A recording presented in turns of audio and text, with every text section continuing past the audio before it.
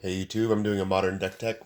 I would not be surprised if you hear my neighbor coughing through the microphone. He's probably got the coronavirus. He's like 70 years old and he smokes a lot of cigarettes. So, anyways, I can hear him. Either way, try to ignore it and check this out. So, there's this guy named Magic AIDS that has a YouTube channel. Maybe you guys have seen it. He's got great videos. If you haven't seen it, you should check it out. He does really cool deck techs. He does a lot of gameplay stuff, and just honestly, he's an amazing player. So I always wanted to make a 8 rack deck, and I was putting together the pieces over time and basically using the pieces to kind of make my vampire deck better. I used the Lilianas, the Mutavaults, and the Urborgs, and the like Thought Seasons and stuff like that in my vampire deck. And then I finally was like, you know what? I have everything to make the 8 rack deck. Watched his video. He was stomping with a prison setup with bitter blossoms. So I decided to go that route. So check out the deck. I have played it and it did not do so hot. So I think it's me. It was the first time I ever brought it in. I haven't practiced a lot with it, so it's definitely user error. So in his list, he's running. It's not exactly the same as his list, but it's very close. Um, 3 Liliana of the Veil, great card, super good. It just locks them out.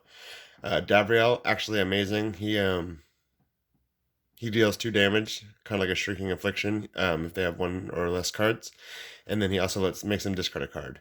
So running 3 of him is great because we have him protected by 4 ensnaring bridges.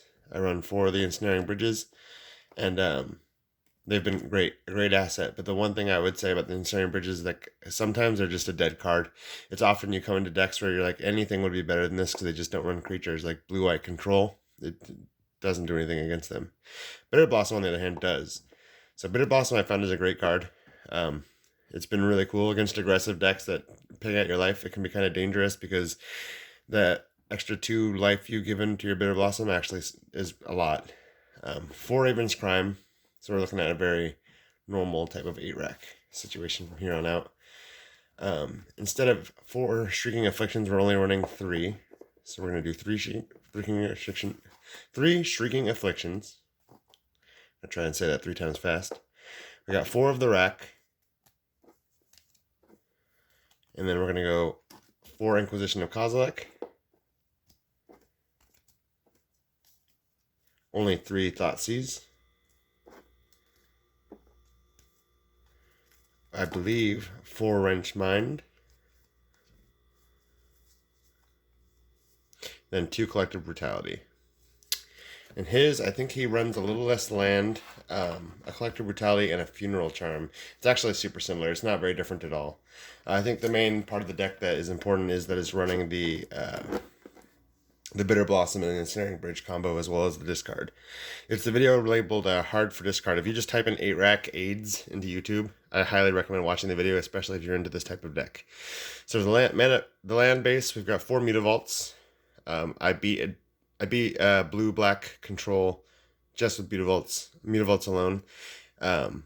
Yeah, he had no creatures, and he was controlling me hard, but he couldn't control the Mutavault. So I was actually able to just win the game with nothing but Mutavault. So this is a really star card. I love it.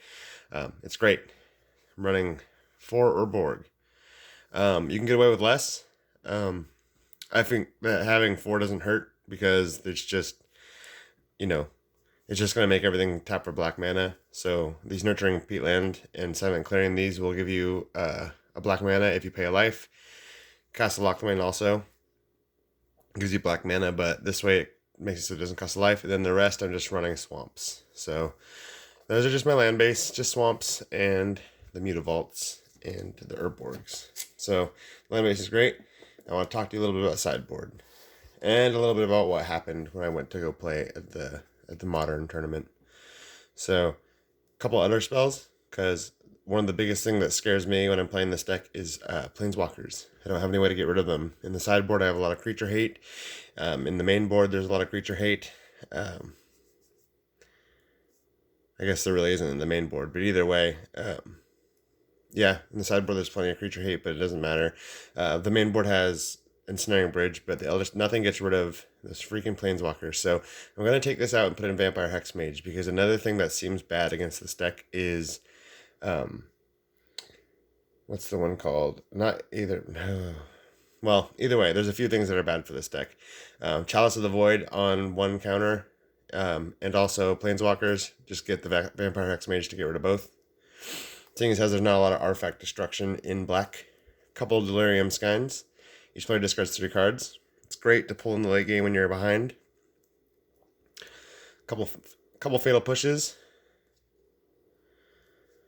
Couple Bontus. Think about switching to Snowlands and just going to Dead of Winter. 4 Smallpox. A Star. A Shining Star as well. The Leyline of the Void has been a great card and won me matches that I would have normally lost because there's so many people playing graveyard-centered decks. The Blue-Black Control. He was running cards that he's a counter unless they pay 1 mana for each card in their graveyard, or he was running Tassiger and just things that, or he was running those lands. I forget the blue land that lets you bring something back from your graveyard to the top of your deck. He'd do it on, I mean, it was just insane. He had so much graveyard synergies that the Leyline of Void worked against him. I was playing against somebody who was playing Death Shadow with graveyard, and like I just owned him too. It did okay. Although I didn't win as many as somebody else that was playing 8-rack, and that's why I bring this up. There's another dude there, and he said that he's been playing 8-rack for years. I told him that I just got into Modern. I have a couple decks, and honestly, 8-rack seemed like the coolest deck to play. And I looked at his deck, and it was very different, and something that I haven't seen anybody even doing online.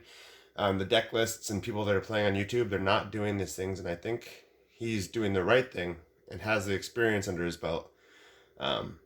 He went 4-1. He lost one matchup, and then won all of the other games with his 8-rack deck. And people were not happy playing him. You should see how mad and salty people get playing 8-rack when they can't play their cards, and they just like top decking the entire game, knowing they're losing. It's so funny. And I played against one guy who was so salty. Like, he obviously won. And most people are really cool. One guy in particular though, like if you use a Thoughtseize, they'll just show you the cards, and if they draw a card, they'll keep that hidden. They won't reveal the card they just draw. This guy was like, no, right. But he was like, the way, and I was like, I totally respect it. I get it, you know. If you want me to write down the cards, it's fine. I actually bring a notepad and totally will. But the way he was talking, and his voice was shaky like he wanted to cry because he was afraid of losing. And he had already lost 2 games before that, so you could tell like his ego was wrapped up in him winning. And like when he beat me one of the games, he felt so relieved. He became that much nicer. But in the game that he was losing, he was not very happy.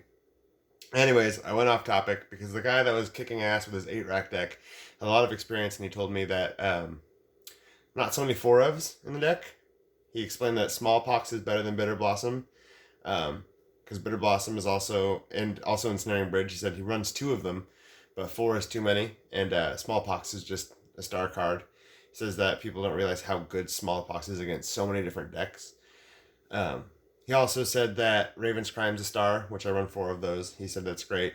He does not run 4 Liliana, but he had something called Necrogen Mists. It says at the beginning of each player's upkeep, they discard a card. So that, in conjunction with Liliana, is 2 discard a turn. It's really good. It costs 3 mana, just like Liliana. He said it's an underrated star that people aren't playing that really need to be playing.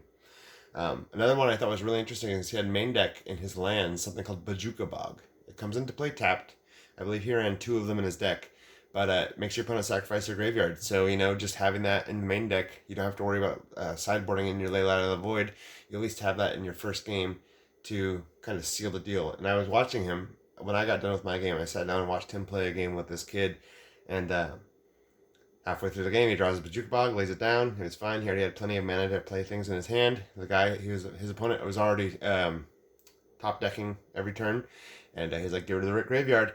And you can see in his opponent's face, he's like, oh, I was hoping to top deck a freaking Snapcaster Mage.